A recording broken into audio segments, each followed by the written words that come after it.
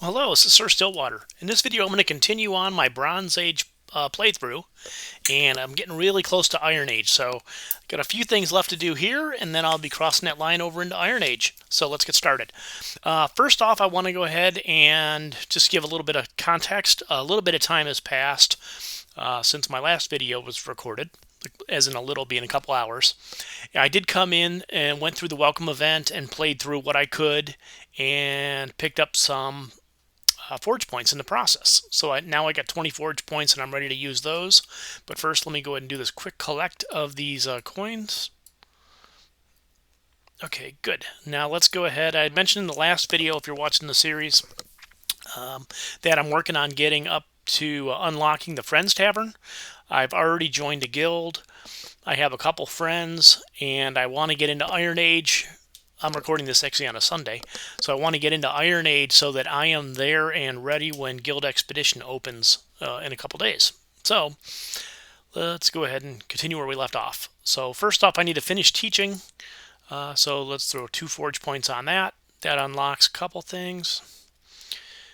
Let's see, a statue gives a little bit of happiness, and then a school, which gives a lot of happiness.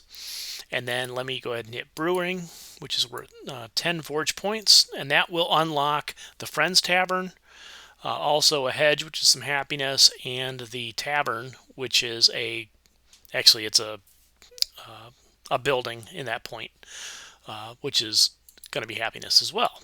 So now that said, if I look at what I need to do to get into Iron Age, I need to finish manuring, which I will be able to finish right now with these 8 that I have, which gives an expansion square.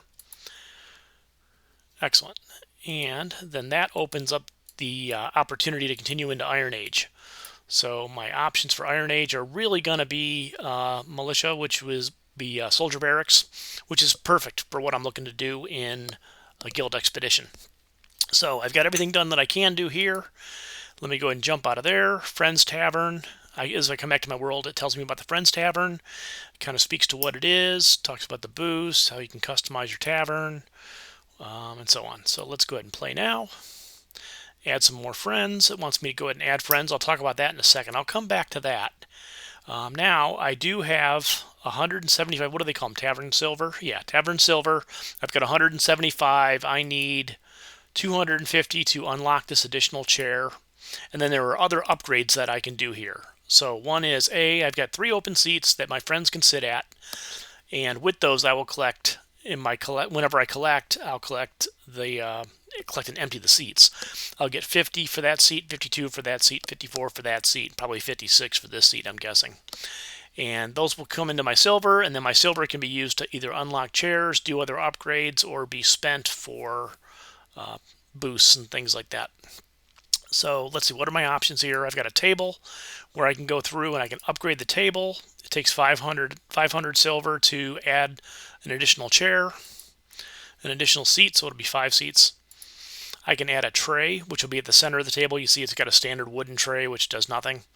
I can upgrade, I think it's 1,000 silver for the upgrade for the first tray, and that will give me a 2% boost on the silver for these different seats. I'm sorry, it'll be a boost to the silver that's in the tray itself. And then let's see, then I have a tablecloth, which is I like to upgrade a tablecloth personally.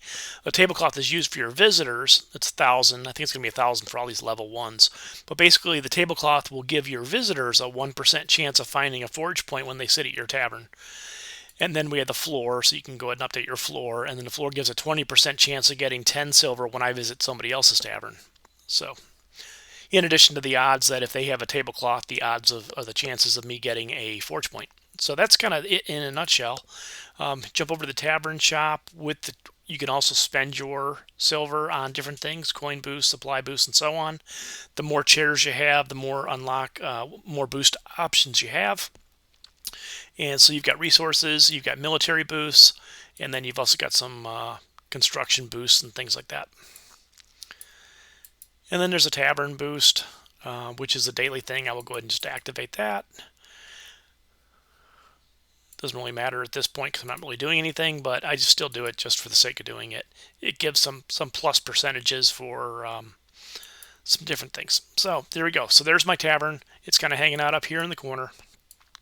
Over in this corner, I've got my castle, and then this will eventually be the antiques dealer when it's ready to be built. And then also there's a historical allies rune, which is something for the future. Good. So there we go. We've got the Friends Tavern built. I've got a couple friends I can go sit now. I can sit at their, well, here only one has an open seat. So I'll go ahead and click on that. And then I went ahead and sat at their tavern. You can click on the little, whoops, not the great building, but you click on the little chair and it will show you their table in their tavern. And you see he doesn't have a tablecloth, hasn't upgraded his tray yet, and he still has the standard. Actually, he has unlocked his 4-seat. So I'm sitting here. When he collects, he'll get those points, probably 52 points or 54 points for my seat when he does that. So, and then here, Treasure Islander. Looks like he's got some room for more seats, but he hasn't done anything yet with those. But his table's fully sat at, so we're waiting for him to get some more room. Okay, so now we talked about the Friends Tavern. Next, I want to go and add a friend. I think that's one of the quest lines or one of the storylines, or it will be if it's not there yet. So a couple things I could do. One is I can go through my neighborhood and add friends, but these are people that are at the same point that I'm at. And this is a little best practice of how I like to play this. I don't want to add friends from my neighborhood. I don't want to add friends that are anywhere near my age and stature in the game. I want to reach up so that A, they most likely will have a tablecloth, and B, if I do get anything later, as far as when I get to the point where I can get blueprints and things like that, possibly from visiting their buildings and stuff like that, I will, I want them to be a higher era than I am. I don't necessarily want to add guild members because they're already in my friends list. I'm already pollinating them also. These are additional people here being friends that I can do my daily polish and motivate on, and that will add additional coin in addition to the coins for anything that I would have gained from neighbors or guildmates. So now I'm going to go ahead and jump on over here. I'm going to go to the global rankings, find players. You see here I am, and the guild called kicked out again. Couple things here. You see these little houses. That means I'm in my own neighborhood, obviously, and it's got a little shield that tells me that I'm in the guild. So down here you got page of pages. I'm going to go ahead and change to page, let's call it page 2000 out of 4000. Well, darn it. Do that one more time.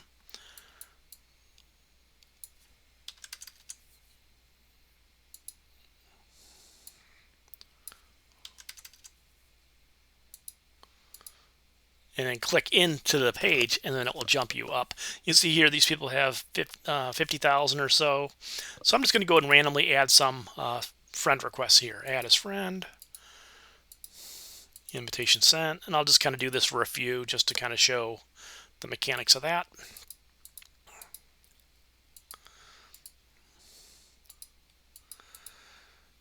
And sometimes I will go and add real high-end friends that are at the far end of the largest players. And they're oftentimes they will accept, so that's pretty nice. And if they've got a fully developed, a fully advanced tablecloth, you get a good opportunity to get forge points. So, whoops. And add his friend. Okay, good. Let's just do a few of these just to kind of show the mechanics of it. So now if I go over to my friends, you see here I've got the people that I am friends with, and here are people that I have sent friend invites to that are my outgoings. So if they accept, then they'll show up, and then I'll be able to go ahead and sit at their table, and they can sit at my table. Whoops. Okay, good. So that covers the friends side of things. Next I want to talk about goods, excuse me. So with the goods, can't talk. I had already unlocked some goods here.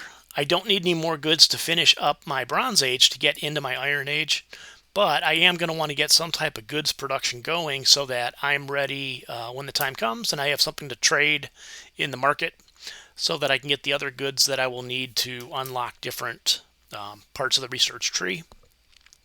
So let's go ahead and let's do that first. Let's go ahead and build.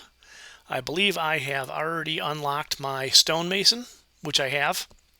And you see I've got the check mark next to the rock, which means that I'm boosted by rock for the stone, which will give me, 5 per 4 hours, 10 per 8 hours for production versus the the pitiful rate of return that you would get on a non-boosted building. So I only ever want to build ones that I have a boost on, and I will do that, and then I will trade for the things that I need from those goods that I developed or that I produced.